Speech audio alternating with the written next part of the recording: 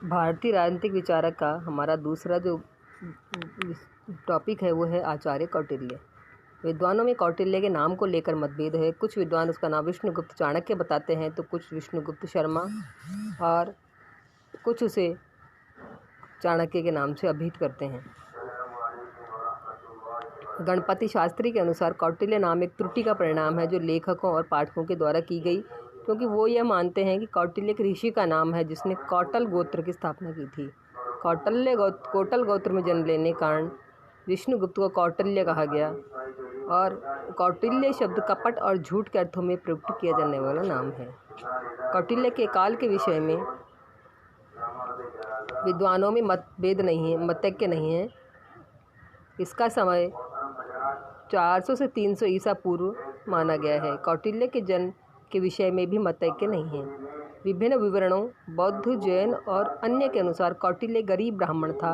वह तक्षशिला में रहता था। दुबला पतला, कृष्णवर्ण और अत्यंत कुरूप था, किंतु तीक्ष्ण बुद्धि वाला था। उसे वेद और मंत्रों का अत्यधिक ज्ञान था। वह संयमी जीवन व्यतीत करता था और उसे धन और शक्ति से अत्यंत घृणा थी। चंद्रगुप्त मौर्य का प्रधानमंत्री बनने के बाद भी वह एक साधारण कुटिया में ही निवास करता था। कौटिल्य ने नालंदा विश्वविद्यालय में पहले अध्ययन तथा बाद में अध्यापन किया। अध्यापन के दौरान एक शिष्य के रूप में उसका परिचय चंद्रगुप्त से हुआ। चंद्रगुप्त आचार्य की विद्वत्ता से तथा आचार्य कौटिल्य चंद्रगुप्त की योग्यता से प्रभावित हुई। मगध में उस समय नंद वंश के राजा महानंद का शासन था। चंद्रगुप्त अपने पितृ राज्य में युवराज का अधिकारी होते हुए भी इस अधिकार से वंचित था। महानंद का महामंत्री षटकार किसी कारण से महानंद से रुष्ट था। उसे ऐसे व्यक्ति की तलाश थी जो नंदवंश का नाश कर सके। षटकार की भेंट कौटिल्य से हुई। महानंद ने षटकार को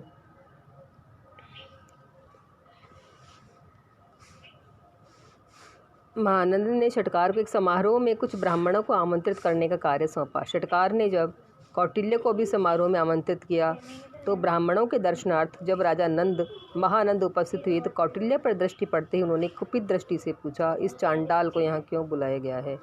कौटिल्य इस अपमान को सहन न कर सका और उसने अपनी चोटी खोलते हुए यह प्रतिज्ञा की कि मैं अपने शिखा को तब तक नहीं बांधूंगा जब तक कि नंदवंश को समूल नष्ट न कर दूं। कौटिल्य ने नंदवंश का विनाश किया और चंद्रगुप्त को मगध का सम्राट पद पर आसीन किया। चंद्रगुप्त ने कौटिल्य को अपना महामंत्री बनाया और उसकी सहायता से हिंदुस्तान की सीमाओं का विस्तार किया। इस समय सिकंदर का भारत पर आक्रमण हो रहा था और भारतीय राजा सिकंदर के आक्रमण का सक्षम प्रतिकार नहीं कर सके। अतः कौटिल्य अनुभव किया कि बाहरी आक्रमणों से राज्य की सुरक्षा के लिए राज्य का शक्तिशाली होना अत्यंत आवश्यक है, तथा यह भी उसने अनुभव किया कि प्रजा को संतुष्ट न रख पाने तथा शासन के अत्याचारी और निरंकुश हो जाने से राज्य पर आंतरिक विद्रोहों का संकट उपस्थित हो जाता है।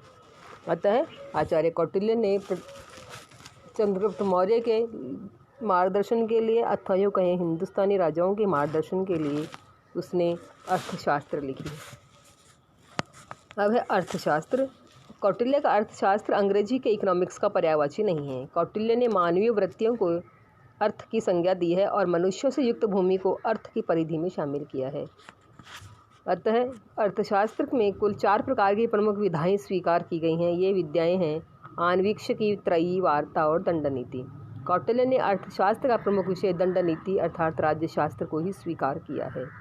अर्थशास्त्र में कुल 15 अधिकरण हैं, जिनमें पहला अधिकरण है उसमें राज्य और उससे संबंधित समस्याओं पर विचार किया गया है।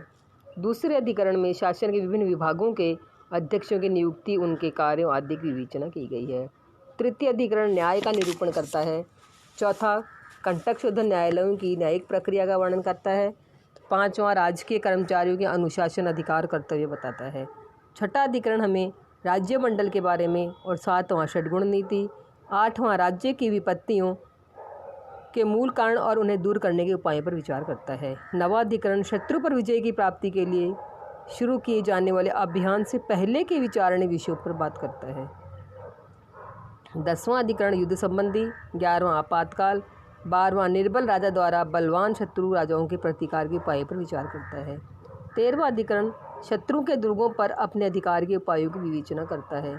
14वां शत्रु सेना पर विष, जादू या टोना के उपायों के प्रयोगों और शत्रु द्वारा अपनी सेना पर किए गए ऐसे ही प्रयोगों के प्रतिकार के उपायों पर विचार करता है। 15वां अधिकरण अर्थशास्त्र के अर्थ की सामान्य विवेचना प्रस्तुत करता है और 32 तंत्र युक्तियों को इसमें बताया गया है। अपने ग्रंथ में अनेक स्थलों पर कौटिल्य ने यह संकेत दिया है कि उन्होंने अपने पूर्ववर्ती समस्त राजनीतिक चिंतकों के विचारों का भली भांति विवेचन और मूल्यांकन करने के बाद इस ग्रंथ की उन्होंने रचना की है। यद्यपि यह ग्रंथ गद्य और पद्य दोनों में ही है, लेकिन इसका अधिकांश भाग गद्य का है।